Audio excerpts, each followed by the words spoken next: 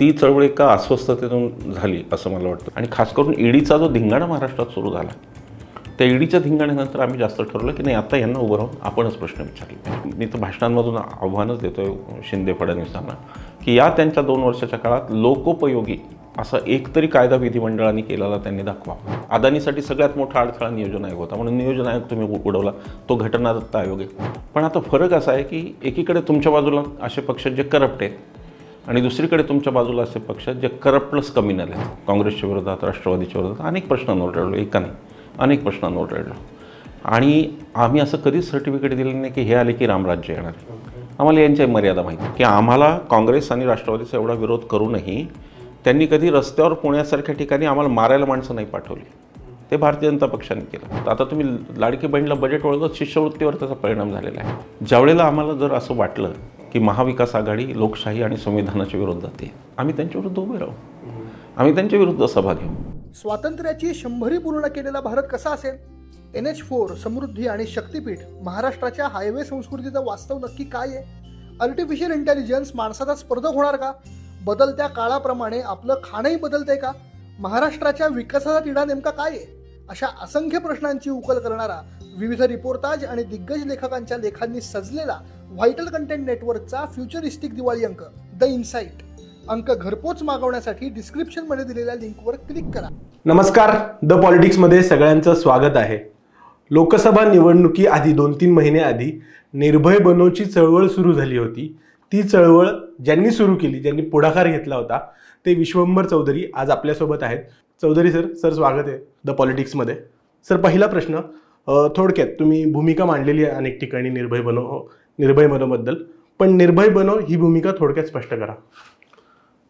मला एक फक्त आधी त्याच्यात ॲड करायचं आहे, मी मेधाताईंबरोबर सगळ्यात आधी पासून आहे.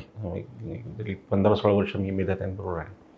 आणि एक थोडी करेक्शन करायची की निर्भय बनो चळवळ लोकसभेच्या आधी 1.5 वर्ष जवळपास सुरू झाली. मे महिन्यामध्ये पहिली आमची रॅली झाली, मे 2023. आणि त्याच्यानंतर आधी विचार आणि काही गोष्टी लोकांशी बोलणं वगैरे ही प्रक्रिया आधीच चालू होती, पण साधारण मे महिन्यात ती सुरू झाली 2023.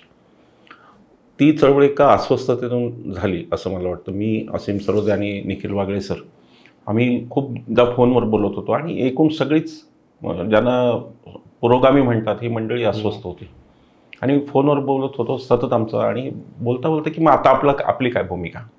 राजकीय पक्ष तर त्यांच्या परीने लढतील, त्यांना ईडी लावली जाईल, त्यांना CBI लावली जाईल आणि त्यांच्या मागे दमनकारी गोष्टी करून त्यांना जेरबंद केलं जाईल. मग लढणार कोण ह्या विरोधात? आणि म्हणून आम्ही असं ठरवलं की आपण ही चळवळ सुरू करायची. तर त्याप्रमाणे ती सुरू झाली. निर्भय बनो हा आपला नारा नाही, तो गांधीजींचा असणार आहे. चंपारणमधल्या शेतकऱ्यांना गांधीजींनी जो संदेश दिला की आधी तुम्ही स्वतः निर्भय बना, तर तुम्ही लढू शकाल जमीनदारांशी, इंग्रजांशी. त्यामुळे तो निर्भय बनोचा नारा आपण घेतला. पार्श्वभूमी म्हटलं तर फक्त अस्वस्थतेची होती आणि महाराष्ट्रामध्ये जो फार मोठा एक पुरोगामी म्हणवणारा चळवळीतला वर्ग आहे, तो काय करणारा हा मुद्दा होता. आणि मला खूप आनंद आहे सांगायला की निर्भय बनोच नाही तर भारत जोडो यासह असंख्य, म्हणजे अगदी ही पहिली इलेक्शन असेल 2024ची लोकसभेची, जेव्हा रायगडपासून ते गडचिरोलीपर्यंत सगळ्या सामाजिक संघटना सक्रिय होत्या, पुरोगामी संघटना, आणि त्यांनी राजकीय ताकदसुद्धा आपली दाखवून दिली असं मला वाटतं. लोकसभा निवडणुकीत तुमची म्हणजे निर्भय बनो ही चळवळ महाविकास आघाडीसोबत अलाइन झाली. ती म्हणजे कोऑर्डिनेशन कसं केलं? कारण की मुळातच आधी एकतर शिवसेना, ज्यांचं पिंड आधी किंवा आत्ताही हिंदुत्ववादी असं म्हणवतात, शरद पवारांचा पक्ष आणि काँग्रेस, हे 3 पक्ष त्यांचं एकत्रित जमणंच फार अवघड आहे असं आता सांगितलं जातं. युतीचं पण तसंच आहे. पण या तिघांची कोऑर्डिनेशन कसं केलं, कसं जमलं तुमचं लोकसभा निवडणुकीमध्ये? आम्ही खरं सांगायचं तर आम्ही कोणाशीही काही कोऑर्डिनेशन केलेलं नव्हतं. ही एक लोकचळवळ म्हणून उभी राहिली. आम्ही आमच्या प्रचारात महाविकास आघाडीला मत द्या असंही म्हणत नव्हतो. आम्ही फक्त लोकशाही आणि संविधान या गोष्टी समोर ठेवल्या की आत्ता जर काही महत्त्वाचं ते 2 गोष्टी आहेत, लोकशाही आणि संविधान. आणि म्हणून आम्ही लोकशाही आणि संविधान वाचवणे एवढ्यासाठी ह्या रॅली सुरू केल्या. पॉलिटिकल पार्टीशी आमचं कम्युनिकेशन फार उशिरा झालं. ही जेव्हा चळवळ आकाराला, सुरुवातीला 150-200 लोकांच्या मध्ये आमची व्याख्यान होत होती आणि ही चळवळ जसजशी आकाराला आली आणि खास करून सिन्नरमध्ये माझ्यावर झालेला हल्ला आणि त्याच्यानंतर पुण्यामध्ये वागळे सरांच्या आमच्या गाडीवर झालेला हल्ला, याच्यानंतर मात्र ही चळवळ खूप वाढली. त्याचं कारण की राजकीय पक्षांच्याही लक्षात आलं की ही चळवळ काहीतरी फरक करते, डिफरन्स काहीतरी दिसतोय. आणि खरं कम्युनिकेशन त्यानंतर सुरू झालं आमचं. त्याच्या आधी आमचं फारसं कम्युनिकेशन नव्हतं. म्हणजे आम्ही महाविकास आघाडीबरोबर जायचं असं काही नव्हतं. सुरुवातीला धोरण असं होतं की जिथे तो चांगला उमेदवार दिसेल पण तो कमिटेड पाहिजे लोकशाही आणि संविधानाशी, धर्मनिरपेक्षता या मूल्यावर त्याची श्रद्धा पाहिजे आणि संविधानातल्या जी काही मूल्यव्यवस्था संविधानाने दिली त्याच्यावर त्याची व्यवस्था असेल तर अशा उमेदवारांना आपण पाठिंबा देऊ. आणि त्यामुळं अगदी अकोल्याची सभासुद्धा आमची जी मागच्या वर्षी याच दिवसांमध्ये झाली होती नोव्हेंबरमध्ये वगैरे, त्या सभेला अंजली आंबेडकर पण आल्या होत्या, समोर बसल्या होत्या त्या प्रेक्षकांमध्ये. आणि आम्ही म्हणजे आम्हाला असं महाविकास आघाडी असं काही तेव्हाही नव्हतं, पण होता होता झालं असं की पर्याय जे काही दिसायला लागले समोर ते सगळे नॅरो डाऊन होत होतं. असं लक्षात आलं की आता हीच मंडळी यांच्याशी लढू शकतील. आणि मतविभाजन आणि हे सगळं बघितल्यानंतर काही लोकांच्या निष्ठा निर्विवाद आहेत, आम्हाला त्यांच्याबद्दल काहीच म्हणणं नाही. काही अपेक्षा चांगले उमेदवार सुद्धा महाराष्ट्रात होते, आत्ताही आहेत, नाही असं नाही. पण शेवटी फाईट कोण करणार हा मुद्दा आहे, लढणार कोण हा मुद्दा आहे. ती संघटित ताकद आम्हाला महाविकास आघाडीमध्ये दिसत होती. आणि म्हणून शेवटच्या टप्प्यात, अगदी शेवटच्या टप्प्यात आम्ही महाविकास आघाडीला सुद्धा सपोर्ट करायचा असं आम्ही ठरवलं. म्हणजे ही गोष्ट साधारण जानेवारी नंतरची आहे, म्हणजे इलेक्शनच्या काही महिने आधीची ती गोष्ट आहे. 17 ऑगस्ट 2023ला आमची नागपूरला सभा झाली होती आणि त्या भाषणात मी असं म्हणालो होतो की मोदी शहा 225च्या वर जाणार नाही. माझा तो अंदाज 15नी चुकला, कारण मायावतींनी उत्तर प्रदेशमध्ये मतं खाल्ली बऱ्यापैकी, त्यामुळे नाही तर तो अंदाजही बरोबर असता. तर तेव्हापासून ते एक पॉलिटिकल जे आम्हाला दिसत होतं राजकीय चित्र तेव्हापासून, त्याच्यानंतर आम्ही ह्या निष्कर्षाला आलो की यांना फक्त महाविकास आघाडीच लढू शकेल. एवढंच नाही तर मी अगदी ऑन रेकॉर्ड ऑन कॅमेरा सांगतो की वंचित आणि महाविकास आघाडी यांच्यामध्ये समेट व्हावा आणि वंचितला त्यांनी जागा द्याव्यात वगैरेसाठी आम्ही पत्रही लिहिलेलं आहे. आणि आम्ही शेवटपर्यंत हा प्रयत्न केला की जी ताकद आहे पुरोगामी शक्तींची ती ताकद कमी नाही व्हायला पाहिजे. पण दुर्दैवाने ते घडलं नाही. ते ठीक आहे, तो इतिहास आहे. आता त्यांची एक भूमिका स्वतःची आहे, ती असूच शकते, त्यांना तो अधिकार आहे, त्यामुळे मी त्याच्यावर काही बोलणार नाही. पण एक भूमिका अशी होती की सगळेच जण एकत्र या, सगळ्या सामाजिक संघटना, सगळे पुरोगामी पक्ष, अगदी शिवसेना सुद्धा आता पुरोगामीच पक्ष असलं जमा आहे, कारण ते भारतीय जनता पक्षाच्या विरोधात लढतात. हे अगदी हा फोकस क्लिअर आहे की आमची लढाई भारतीय जनता पक्षाशी आहे आणि त्यांचे जे सखे सोबते त्यांच्याशी आहे. इतकी क्लिअर लाईन आम्ही घेतली होती. तुमच्या मते लोकशाही विरोधी, संविधान विरोधी असणं म्हणजे काय? लोकशाही आणि संविधान विरोधी असणं म्हणजे अतिशय सोप्या गोष्टी आहेत. समता हे मूल्य आहे, समानता हे मूल्य आहे संविधानाचं, ती मानायची नाही. अखलाकच्या घरी गोमांस सापडलं म्हणून त्याची हत्या करायची. हिंदूंनी गोमांस खाल्लं तर ते चालतं, त्यांच्या स्वतःच्या राज्यातही चालतं, गोव्यात चालतं, दुसरीकडे सगळीकडे चालतं. म्हणजे ही समतेच्या बाबतीत मुसलमानांशी भेदभाव करायचा, समतेच्या बाबतीत स्त्रियांशी भेदभाव करायचा. आणि ही जी काही, ज्याला आपण पारंपरिकपणे मनुवादी अशी म्हणतो की स्त्रिया, दलित, आदिवासी, मुस्लिम यांच्या विरोधातली एक भूमिका घेणं, ती संविधान विरोधीच भूमिका आहे. कारण संविधान सगळ्यांचे हक्क संरक्षित करतं आणि विशेष हक्क पण देतं या वर्गांना, की ते पॉझिटिव्ह डिस्क्रिमिनेशन असं ज्याला आपण म्हणतो, त्याच्या विरोधात जाणं म्हणजे ती पायमल्ली करणं. संविधान हे फक्त एवढ्यापुरतंच नाही, म्हणजे स्वातंत्र्य, समता, न्याय ह्या सगळ्या मूल्यांच्या बाबतीत मी दाखवून देऊ शकतो की यांनी प्रत्येक बाबतीत संविधान कसं मोडलं हे मी दाखवू शकतो. स्वातंत्र्याच्या बाबतीत मोडलं, अभिव्यक्ती स्वातंत्र्य पत्रकारांना ठेवलं नाही, पत्रकार सगळे जेरबंद केले, मीडिया विकत घेतले, तो विध्वंस त्यांनी केला विचार स्वातंत्र्याचा, हा सगळा स्वातंत्र्याचा. समतेचं मी उदाहरण दिलं आणि न्यायाचं सुद्धा तेच आहे. विरोधी पक्षाला एक नाही आणि तुम्हाला एक नाही असं कसं होईल? विरोधी पक्षातला दिसला की त्याला ईडी लावायची आणि तो आला पक्षात की ईडी काढून टाकायची. म्हणजे स्वातंत्र्य, समता, न्याय आणि बंधुतेचं तर काय बोलायचंच काम नाही. हा एकमेव असा पक्ष आहे जो इतका मुजोर पक्ष आहे की या पक्षाने 2014ला सांगितलं की उत्तर प्रदेशमध्ये आम्ही एकही मुस्लिम उमेदवार देणार नाही. या पक्षाने 2019ला सांगितलं की उत्तर प्रदेशमध्ये आम्ही एकही मुस्लिम देणार नाही आणि 24लाही तेच केलं. आणि एकीकडे हे करायचं, मुस्लिमांना पूर्ण बायकॉट करायचं, 15% असलेली संख्या त्यांना प्रतिनिधित्व द्यायचं नाही. आता महाराष्ट्राच्या यादीत किती आहेत मुस्लिम बोला, हे द्यायचं नाही. आणि त्यांनी जर त्याचा, शेवटी मुस्लिम काय करतील? मुस्लिम काय रस्त्यावरून दगड तर नाही मारणार आहेत ना, ते तसं करणार नाहीत ना. ते काय करतील?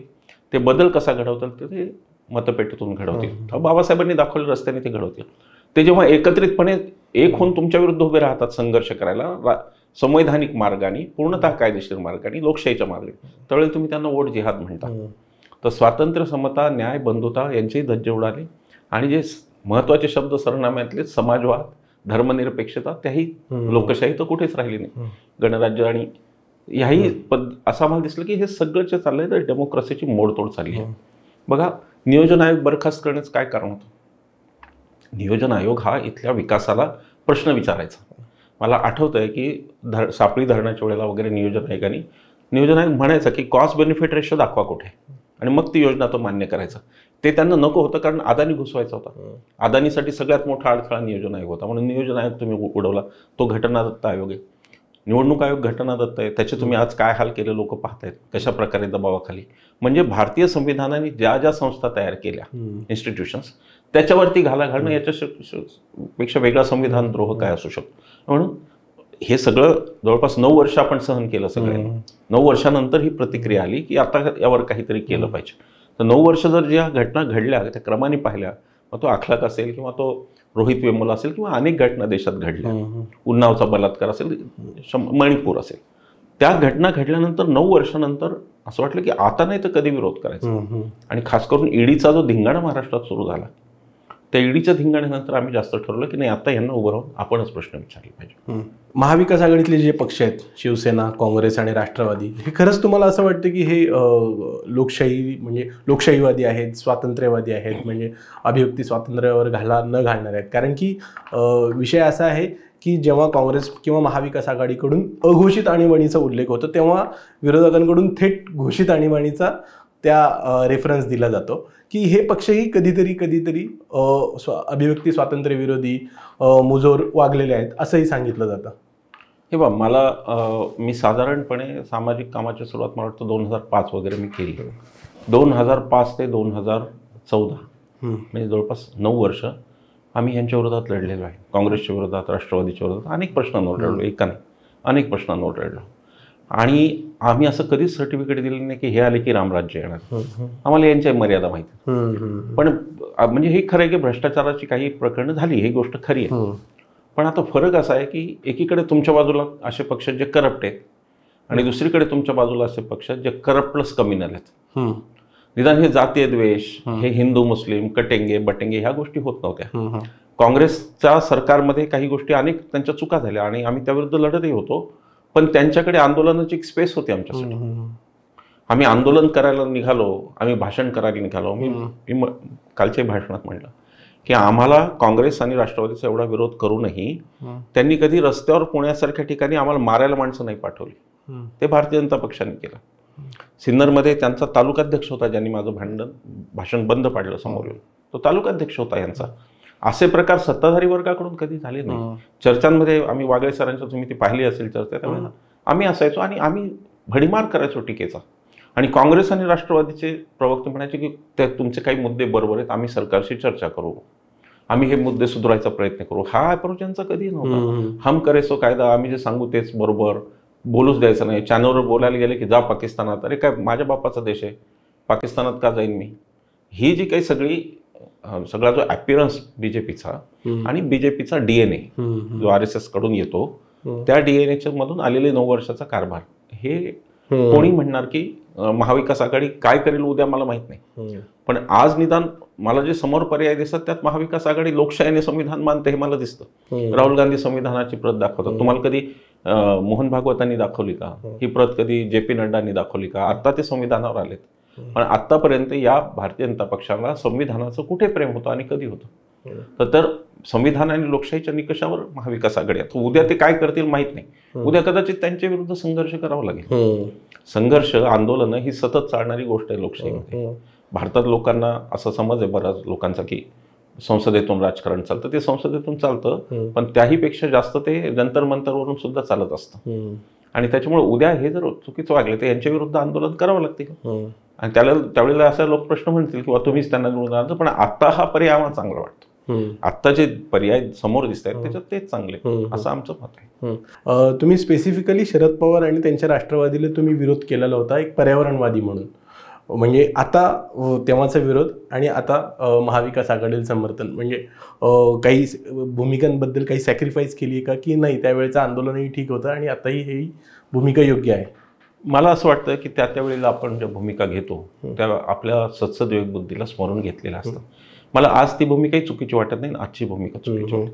त्याचं कारण की लवासाविरुद्ध लढण्याचं कारण असं होतं की जर लवास आलं असतं तर पश्चिम घाट सगळा हिल स्टेशन्सनी भरला असतं आणि त्याचा डायरेक्ट निसर्गावर परिणाम झाला असता. हे मीच नाही, माधवराव गाडगीळ सरांसारखे लोक पण म्हणतात. मेधाताईंनी आम्ही आंदोलन उभं केलं. त्या आंदोलनात काही चूक आहे असं मला वाटत नाही. आता इथे थोडासा नैतिक प्रश्न आहे म्हणजे आता नैतिक प्रश्न असा आहे की तुम्ही ज्यांच्या विरुद्ध लढलात त्यांचंच का. एक्झॅक्टली. तर समजा हे लवासा असंच असतं, अजित गुलाबचंदांच्याच मालकीचं असतं वगैरे, तर कदाचित आम्ही राष्ट्रवादीला सपोर्ट पण केला असतं. पण ते विकलं गेलं, म्हणजे त्या ऑप्शनमध्ये ते निघालं आणि डार्विन नावाच्या एका कंपनीने ते विकत घेतलं, त्याचा यांच्याशी काही संबंध नाही. आता ते कर्ज आणि ते सगळं ते मॅटर तिकडे गेलं. म्हणजे आज ऍक्टिव्ह असं मला काही दिसत नाही त्यांचं. आणि तसं असेल तर मग आता माझं भांडण इश्यू बेस्ड होतं. माझा एका इश्यूवरती माझं भांडण होतं, त्या भांडणाचं मी आणि ते आम्ही चालू, असं नाहीये की ते बंद झालं. कंपनी जरी बदलली, डार्विनच्या विरोधात ही लढाई चालू आहे आमची, तिथली लढाई बंद नाही झालेली. असं कमिटमेंट अशी नाहीये की आता सगळं थांबलं ना आता त्याचं, असं काही नाही. तिथल्या लोकांबरोबरची जी कमिटमेंट आहे ती मेधाताईंची, आमची सगळ्यांची, ती लढाई आजही चालू आहे आणि ती लढाई चालत राहील. ही शेवटी तत्वांची लढाई आहे. हे काही पण त्याचा अर्थ असा नाही की आम्ही किंवा राष्ट्रवादीने आम्हाला वाईट टाकावं, असं काही त्याचा अर्थ नाही. तुमच्या जर 90 भूमिका जुळत असतील, धर्मनिरपेक्षतेवर तुमचं जुळतंय, समतेवर जुळतंय, कॉन्स्टिट्यूशनवर जुळतंय, तर काही मुद्द्यांमध्ये आमचे मतभेद असूच शकतात. आणि दुसरी गोष्ट अशी की याच्यातून आम्ही काही थेट लाभार्थी नाही कशाचे. म्हणजे समजा मी राष्ट्रवादी पक्षात गेलो असतो, आमदार खासदार झालो असतो, तर हा प्रश्न रेलेव्हंट होता, किंवा आता कसं काय तुम्ही सत्तेसाठी केलं, पण आम्हाला सत्तेत जायचंच नाही. त्यामुळे कुठलंही लाभाची जिथे अपेक्षा नसेल तिथे ह्या गोष्टी होत राहणार. आणि मला काही त्यात चूक आहे असं स्वतःला वाटत नाही. कारण मी या बाबतीत खूप जास्त विचार करणारा माणूस आहे, नैतिकदृष्ट्या वगैरे या सगळ्या गोष्टींवर मी भरपूर विचार केला आणि माझ्या लक्षात आलं की स्ट्रॅटेजिक अलायन्स आपला असूच शकतो. तुम्ही लोकसभा निवडणुकीच्या वेळी निर्भय बंधू म्हणून उत्स्फूर्त पाठिंबा दिला होता महाविकास आघाडीला तेव्हा, पण आता विधानसभेच्या निवडणुकीच्या आधी तुम्ही काही अटी शर्ती ठेवल्या होत्या, त्या अटी शर्ती का ठेवल्या होत्या आणि त्यावर एकमत झालंय का? आता असं आहे की आम्ही असं म्हणालो की लोकसभेच्या वेळेला असं होतं की लोकशाही आणि संविधान हे 2 मुद्दे होते. पण आता पुढचा प्रश्न असा आहे की समजा आता हे रोज असंच चाललं, म्हणजे आता सध्या गेले 1.5-2 वर्ष महाराष्ट्रामध्ये फक्त रोज कलगीतुरा चाललेला आहे. कोणीतरी ह्यांचा येतो आणि बोलतो, त्यांचा येतो, रिॲक्शन देतो आणि व्यक्तींवरती चर्चा केंद्रित होते. कुठेतरी काहीतरी हा तो म्हणाला, असं तो म्हणाला, याच्या पुढे काही जात नाही.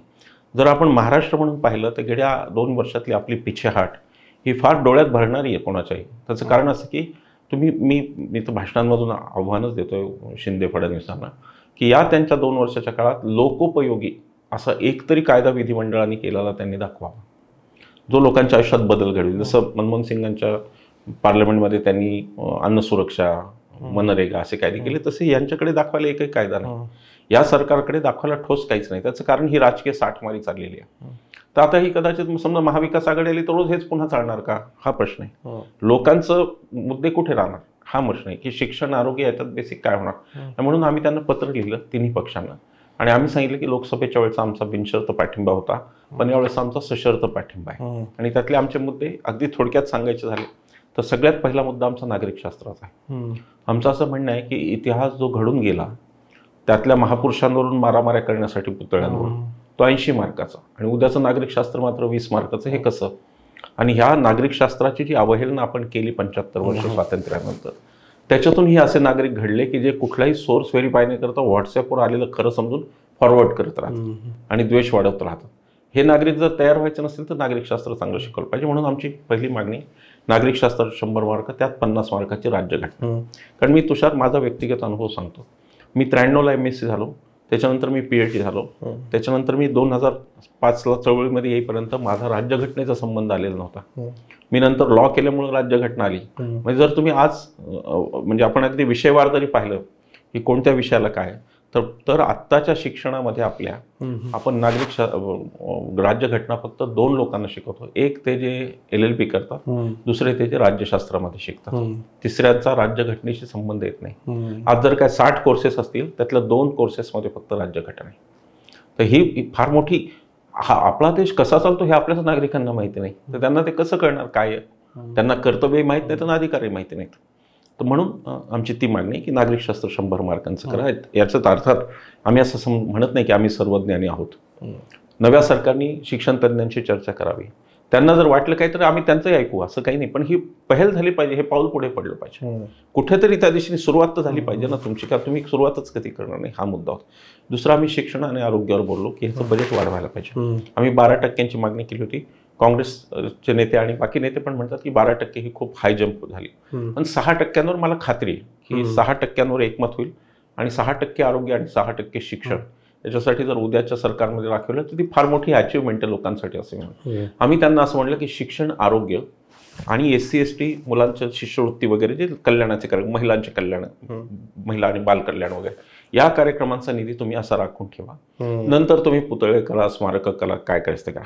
विकासाचा प्राधान्यक्रम ठरवणे हा याचा सगळ्यांचा हेतू आहे. आणि त्याच्यामध्ये शिक्षण, आरोग्य आणि दुर्बल जे वंचित घटक आहेत, ज्यांना राज्य सरकारने, राज्यघटनेने ज्यांना विशेष संरक्षण दिले, त्यांचं हित संरक्षण पहिल्यांदा, मग आपण बाकीचं बोलू, अशी आमची त्याच्यावरची भूमिका आहे. आम्ही लोकाधिकारांचा मुद्दा पण घेतला आहे. आम्ही असं सांगितलं की वॉर्डसभाचा कायदा झाला, सगळं झालं, पण वॉर्डसभा सक्तीच्या झाल्या नाही. आणि म्हणून आज वॉर्डसभा कुठेच होत नाही. तर सहभागी लोकशाहीकडे जायचं असेल तर वॉर्डसभांना काही पर्याय नाही. हा एक मुद्दा चौथा.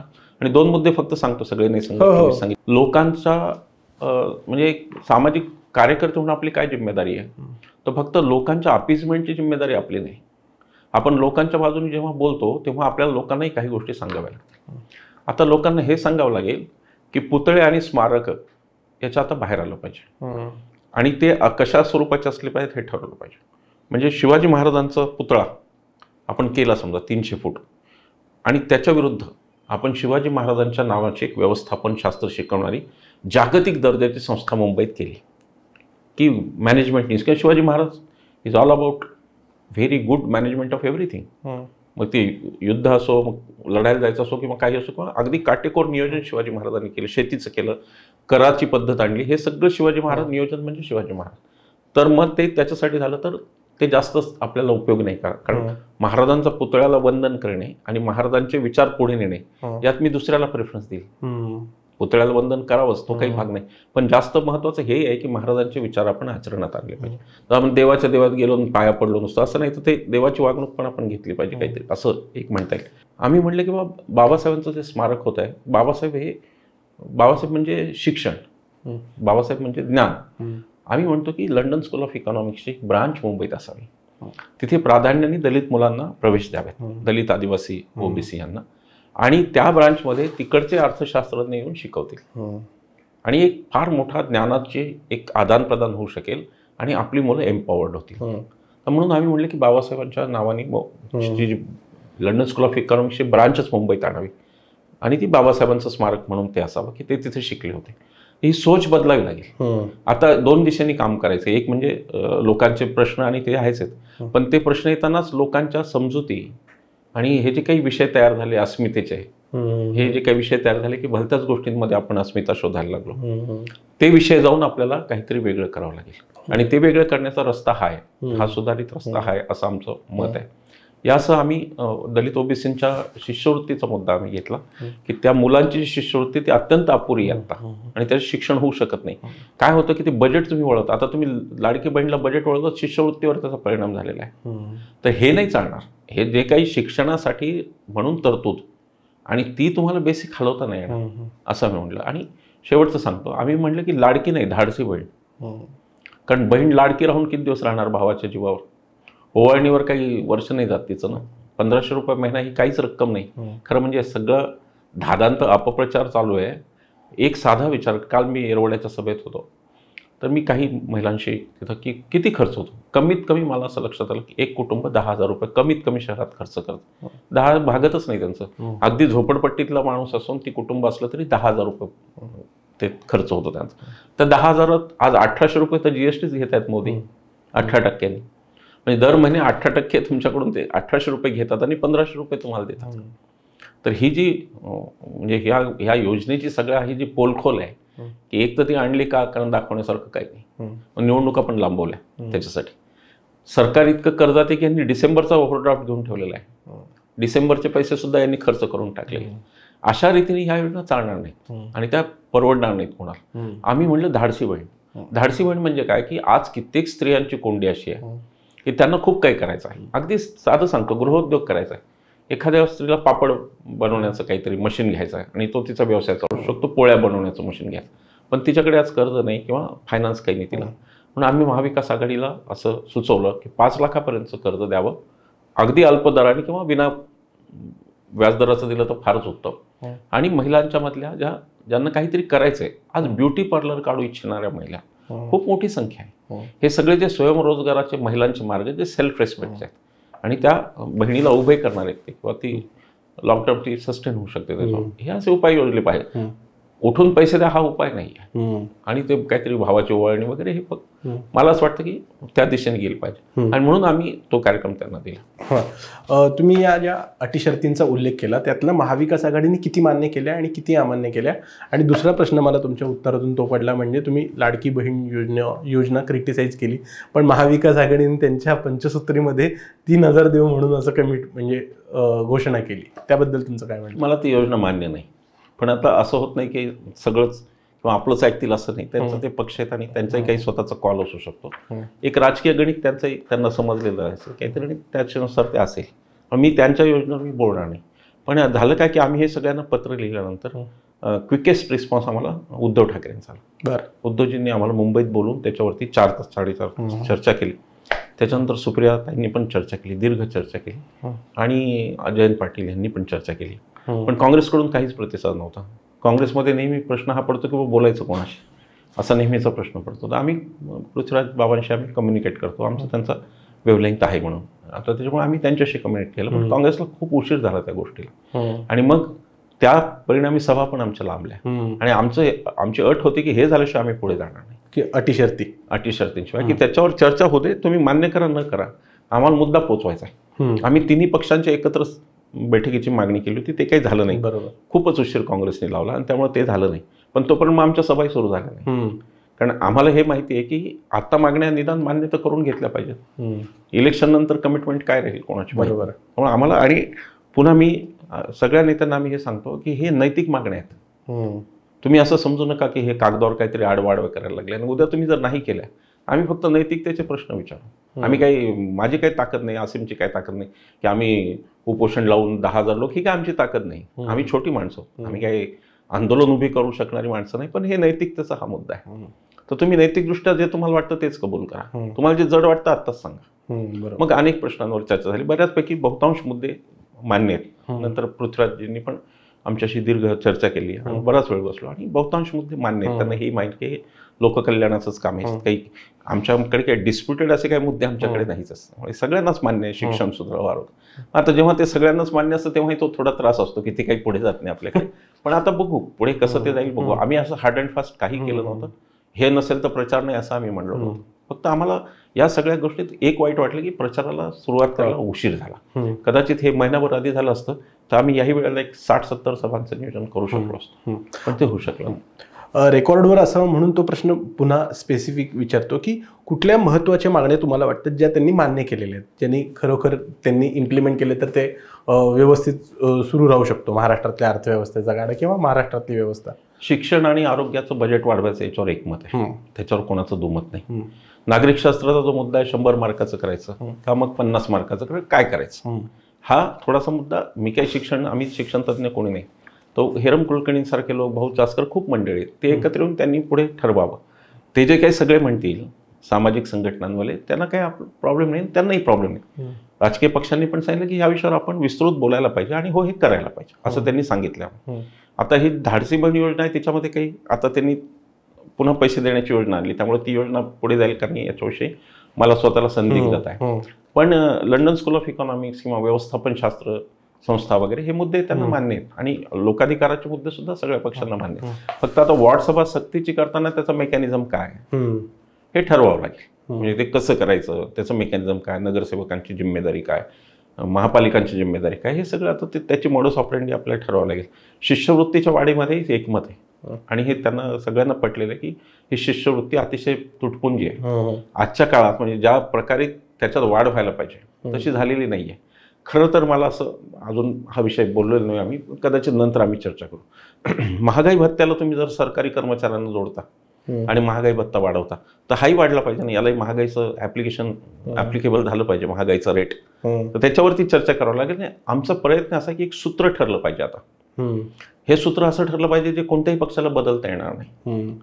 म्हणजे अमेरिकेत जसं असतं की काही पॉलिसीज फिक्स असतात, उद्या तिथे ट्रम्प आला काय किंवा ओबामा आला काय, कोणी आला त्याच्यात फरक नाही पडत. तसं एक काहीतरी आता ह्या लोकांच्या मुद्द्यासाठी झालं पाहिजे. तर पिण्याचा पाण्याचा प्रश्न होता. आम्ही म्हटलं की प्रत्येकाला पाणी हे प्राधान्य का नसून आहे. आज परभणी शहराला 8 दिवसाला एकदा पाणी येतं, लातूरमध्ये 12-13 दिवसाला एकदा पाणी येतं. ही अवस्था काही चांगली नाही. त्याच्यावर आमचं एकमत आहे. त्याच्यावर तिन्ही पक्ष म्हणले की हा मुद्दा महत्त्वाचाच आहे आणि किमान पाणी तर पोहोचवलं पाहिजे लोकांपर्यंत, ही तर आपली जिम्मेदारी आहे. तर असे काही मुद्दे आहेत त्याच्यावरती बऱ्यापैकी एकमत आहे असं मला वाटतं. आता ते कसे होणार, काय होणार, आम्ही पूर्णतः सामंजस्याने घेऊ.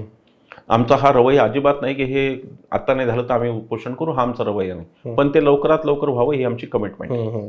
ती आम्ही लोकांना दिलेली कमिटमेंट आहे. आणि आम्ही हे तिन्ही पक्षांना सांगितलं की आम्ही जेव्हा सभांना जातो वगैरे, लोक आता विधानसभेला गेल्यावर आम्हाला म्हणतील की तुम्ही का म्हणताय यांना मत द्या, तर तुम्हाला आम्ही का मत द्या असं सांगावं, त्याच्यासाठी आमचे मागण्या असणारच पाहिजेत ना. त्यामुळे ते आम्ही ती संधी घेतली म्हणू आपण एक प्रकारे, पण ती संधी घेतली. मला वाटतं भारत जोडो अभियान यांनी पण त्यांनी स्वतंत्रपणे त्यांचा अजेंडा दिला, अनेक सामाजिक संघटनांनी दिला. आता इलेक्शन नंतर समजा महाविकास आघाडीचं सरकार आलंच तर त्याचा पाठपुरावा, म्हणजे सरकार येईलच याच्याबद्दल माझ्या मनात शंका नाही, पण त्याचा पाठपुरावा कसा करायचा ते आपल्याला पाहावं लागेल. समजा कमिटमेंट त्यांनी पाळलं नाही तर असं आत्ता जशी निर्भय बनव त्यांच्या महायुतीच्या विरोधात चळवळ करते किंवा काम करते, तसं तुम्ही MVAच्या पण विरोधात करणार? मी ह्या अटींच्याच बाबतीत नाही म्हणत. ज्यावेळेला आम्हाला जर असं वाटलं की महाविकास आघाडी लोकशाही आणि संविधानाच्या विरोधात जाते, महाविकास आघाडी लोकांची कामं करत नाही ती जी त्यांनी करायला पाहिजे, आम्ही त्यांच्या विरुद्ध उभे राहू, आम्ही त्यांच्या विरुद्ध सभा घेऊ.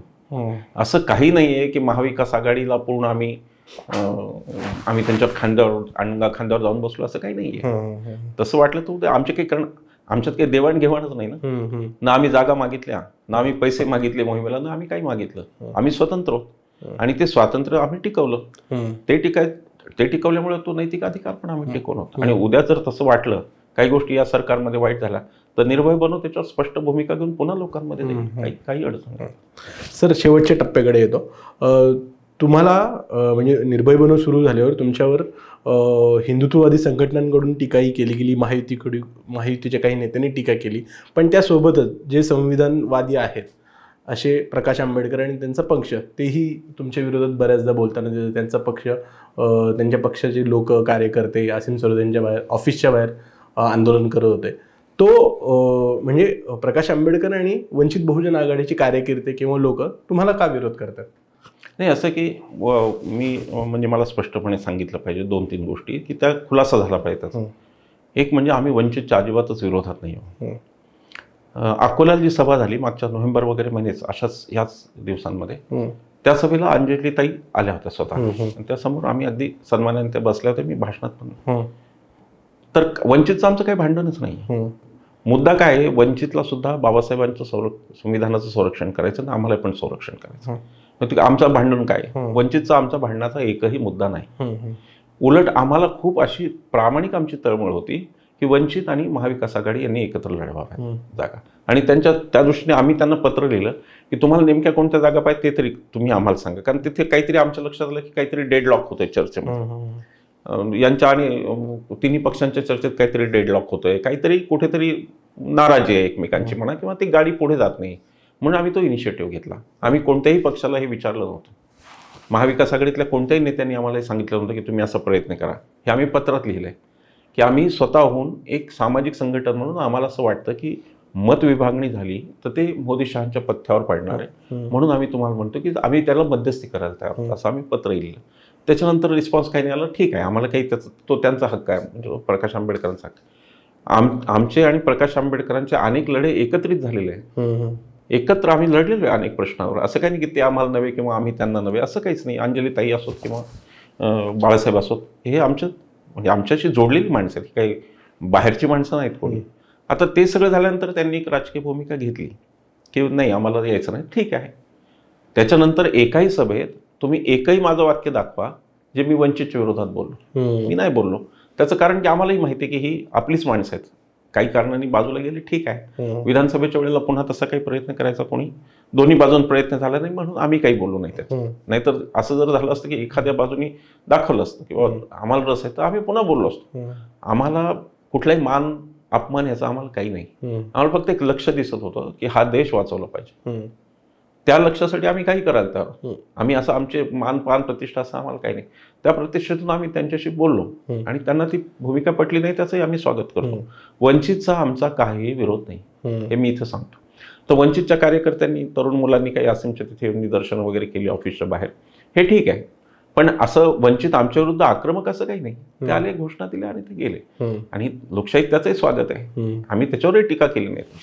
आम्ही वंचितच्या बाबतीत टीकाच करत नाहीये. त्याचं कारण एवढंच आहे की तो बाबासाहेबांच्या विचाराचा वारसा सांगणारे ते लोक आहेत आणि ते आमच्याशी जोडलेले आहेत अनेक वर्षापासून. आमचं त्यांचं काहीच भांडण नाही वंचितचं. शेवटचा प्रश्न सर, हे वर्ष 2024 निवडणुकीचं वर्ष होतं आणि त्या आधी एक वर्षभर निर्भय बनोचं आंदोलन सुरू झालं.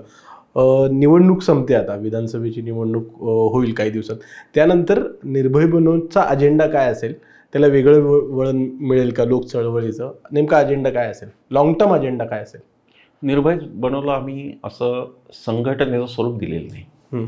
त्याचा कोणी अध्यक्ष नाही, कोणी उपाध्यक्ष नाही. जो येईल तो कार्यकर्ताच असतो. अगदी मी असीम असो, वागळे सर असो किंवा कोणी असो, सगळे निर्भय बनवले. आमच्याकडे कोणतेही डेसिग्नेशन नाही, कोणी अध्यक्ष उपाध्यक्ष अशी काही हायरार्की नाही. आम्ही त्याला लूज स्ट्रक्चर अशासाठी ठेवलेलं आहे की काय होतं की एकदा तुम्ही संघटन बांधत गेला की मग अध्यक्ष उपाध्यक्ष होण्यावरून जिल्ह्यात भांडणं लागतील आणि मग ते सगळा तो त्रास सुरू होतो. आमचे खूप लोक मॅच्युअर्ड आहेत, तसं होणार नाही, पण सांगता येत नाही. आणि त्यामुळे त्याला ते एक ट्रॅडिशनल संघटनेचं स्वरूप नाही देता आता ती लूज स्ट्रक्चर्ड आहे. कल्पना अशी होती की जिल्ह्याचे जे युनिट तयार होतील, इतकी विकेंद्रित होती ही गोष्ट की जिल्ह्याचे निर्णय जिल्ह्यांनीच घ्यावेत.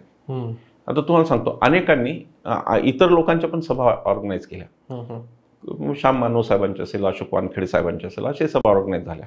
आणि त्यावेळेला निर्भयाच्या लोकांचे फोन यायचे की आम्ही म्हटलं की आमच्या परवानगीची तुम्हाला काही गरज नाही. तुमच्याच सत्सदेव बुद्धीला जे पटतं, जो माणूस तुम्हाला संविधानाच्या उपयोगी वाटतो, आता लोकशाहीच्या उपयोगी वाटतो, तो तुम्ही बोलवा आणि त्यांचं व्याख्यान करा. फक्त एकच अट आहे, तुम्ही जो निधी गोळा कराल त्याचा खर्च त्याच ग्रुपवर द्यायचा लोकांना. उद्या निर्भय बनवच्या नावाखाली निधी काढला हे आम्हाला नको. बाकी समविचारी तुम्ही कोणालाही बोलवा, जे समविचार आहेत त्यांना डाऊटफुल नाहीत असे कोणी बोलवा, आम्हाला काही प्रॉब्लेम नाही. तर हे लूज स्ट्रक्चर आहे, तर ते चांगलं चाललं असं आमचं मत आहे.